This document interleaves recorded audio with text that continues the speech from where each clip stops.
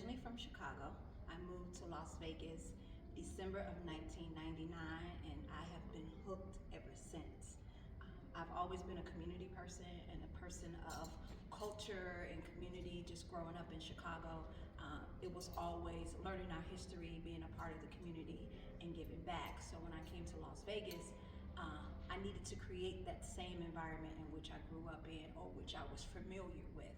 And so I went to a place called the West Las Vegas Cultural Arts Center, and I met a brother by the name of Ellis Rice. He was from East St. Louis, and we talked for about 4 or 5 hours. And we just talked about the community and culture and what was happening. And I think it's imperative when people move to a new location, not to assume that nothing is happening in the location, but to just be a sponge and figure out what needs to happen. And so that's what I did. Just came, I volunteered, I showed up, I supported people, and then after a while I began to show the community what I was able to do, which was dance, create, write, poetry, and just organize. And I've been here ever since, 25 years in Las Vegas.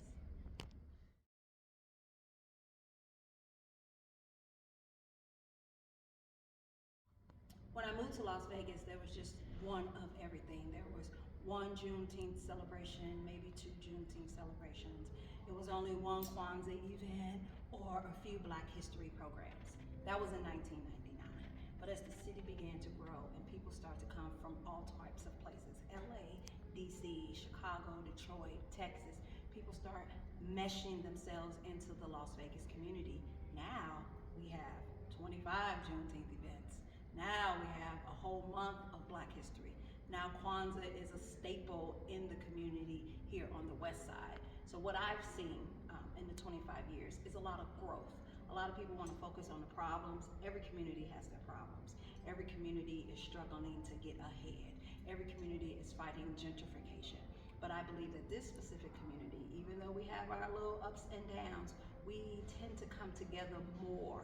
I've seen more. I have a lot of people who visit the Las Vegas community, and they say, you guys got Panthers, you got people who practice Ifa, you got the Muslim brothers, you have all types of sorts of people, but when there's an event, everybody comes together, no matter what their affiliation is, and just celebrates their Blackness. That's what I'm proud of the most about the historic West Side. No matter what we're going through, what struggles we're fighting, if you call, the people will show up and they will come to work. So that's what I love most about the historic West Side. We have a lot of things that we're still pushing to move the needle on. We want more businesses here in our community. We're thriving in other parts of the city and other parts of the state. But specifically for the historic West Side, I know the new initiative is to bring businesses owned by people who look like us into this community, and not so much of us pushing ourselves out into the suburban areas, but keeping it honed right here on the West Side, just because of the culture and the history here.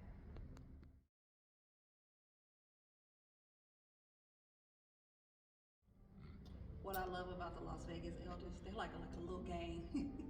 I love them so much. They will call you out on your stuff, and that's the best part that I love.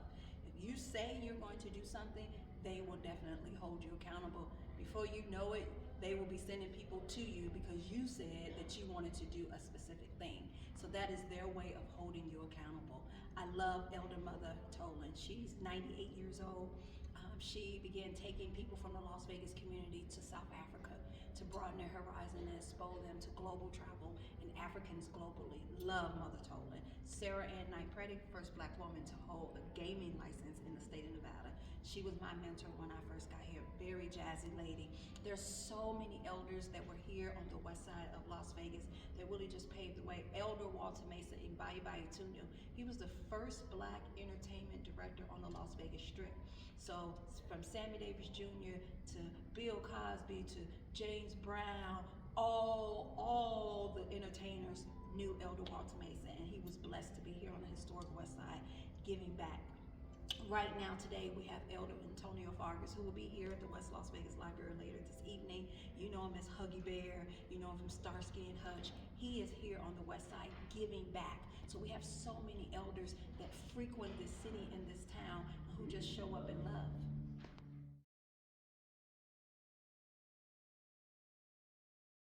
We are standing in the cultural corridor.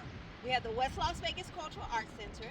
the West Las Vegas Library, the West Las Vegas Library Theater, Doolittle Community Center, Rainbow Dreams Academy, and the Shack Courts.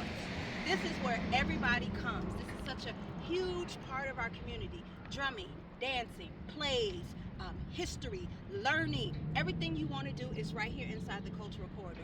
This began to be built in the late, I believe 1989. Doolittle has been around since the 70s. Doolittle is a historic center. It was rebuilt maybe about 15, 20 years ago, and it's just a monumental piece of the historic West Side community. The West Las Vegas Library, this specific building was built in 1989. The Cultural Center was built in the early 90s. So this particular space was put together to bring Black people together, whether it was learning, reading. Elder Sam Smith, Ibai Tunu, integral part of the historic West Side community, and just making sure that we came together. Mother Omiali Jabe, she brings us all together with her Kwanzaa celebrations. So this particular hub is just so, it's the heartbeat of the West Side.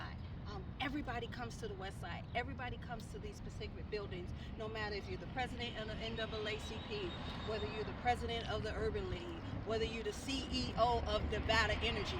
Everyone comes to the West Side because they know this is where the culture is, this is where the heart of Black people is, and I just love being a part of this specific community.